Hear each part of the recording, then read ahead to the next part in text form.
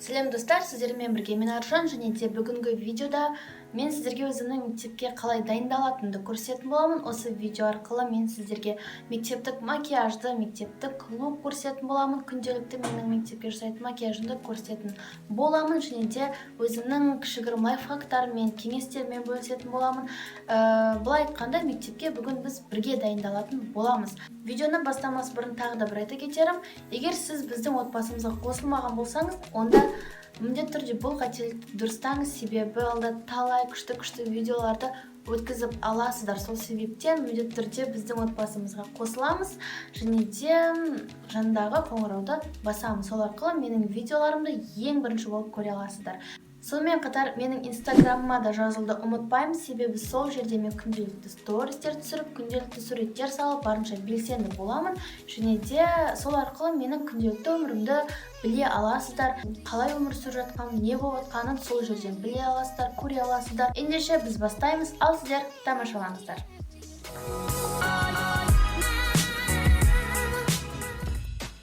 Көбіміз мектеп сөмкемізді, киімімізді таңертең дайындап үлкен қателік жасаймыз.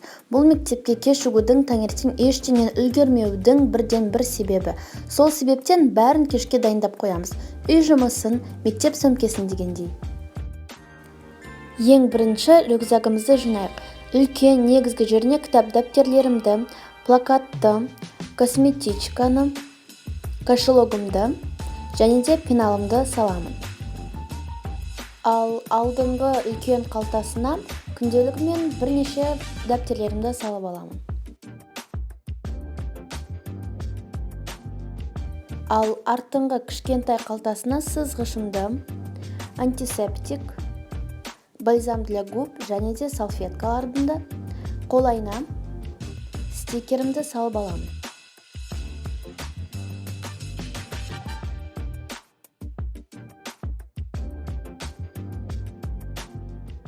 Ал енді киетін киімімізді дайындайық. Барлығымыз шкафтың алдында 5 сағат не кисем болады деп тұрамыз. Анау ұнамайды, мынау ұнамайды, анау болмайды, мынау болмайды деп.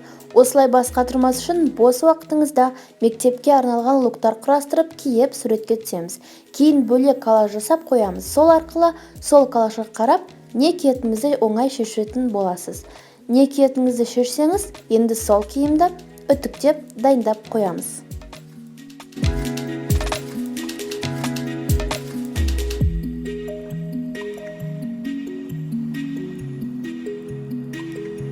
Сонымен кешке жасап дайындап қою керек нәрселер бітті. Қалғанын таңертеңге қалдырамыз. Қайырлы таң достар, мен сіздерге мектеп таңымды емес, қалай мектепке жиналатынымды көрсеткім келген. Сол себептен бірден таңғы күтімнен бастайық. Ең алдымен бетімді шайып, тісімізді дұрыстап 3-4 минут тазалаймыз.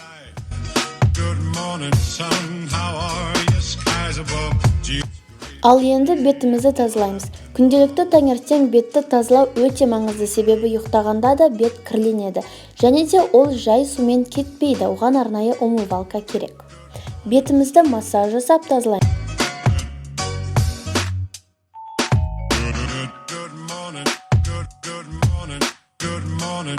Сонымен бетімізді шайып, таза сүлгімен сүртемін.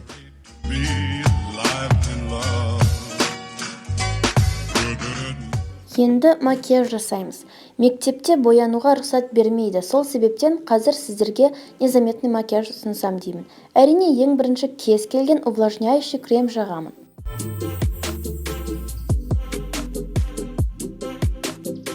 Сосын кішігірім тоналка жағамын.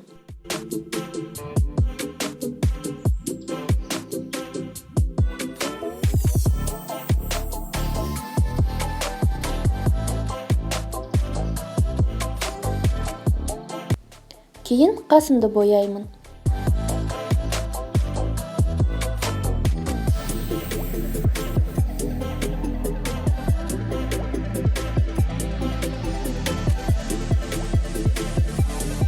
Ал енді кірпігімді қайрып тушпен бояймын.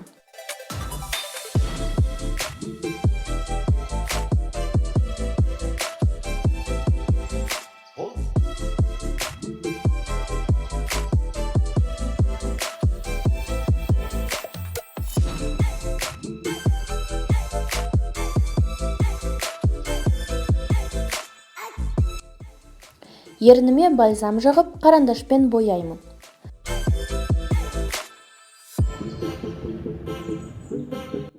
Сонымен өте тез, жеңіл, незаметный макияж дайын. Шашқа да кезек келді. Ең бірінші шашымызды тарап алайық. Оның оңай таралуы үшін кез келген спрейдің бос ыдысына су құйып, шашымызға себеміз.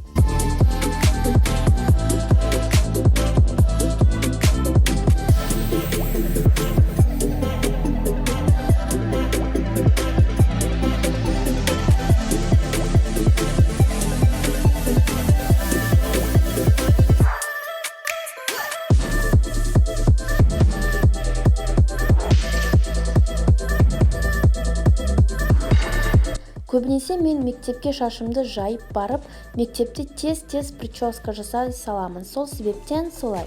Бірақ мұңаймаңыз, себебі менің каналымда шаш үлгіге қатысты видео бар. Сол жерден көп идея таба аласыздар.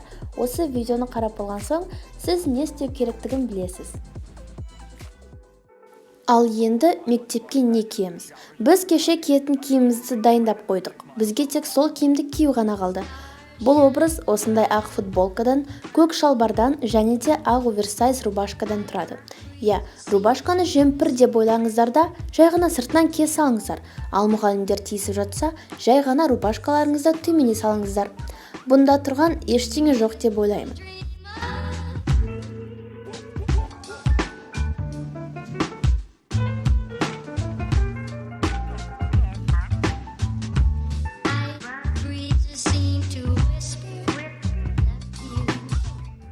Дайын болдық. Енді етігіміз бен курткамызды киіп алайық.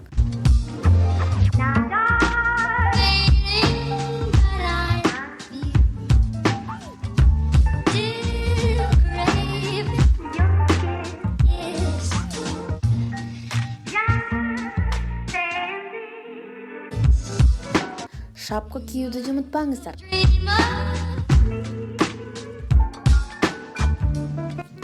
Ал ендеше мен кеттім. Тоқта, сен менің арнама әлі жазылмадың ба? Онда міндетті түрде жазылып, видеоны аса лайк басып кет. Келесі кездескенше, пока-пока.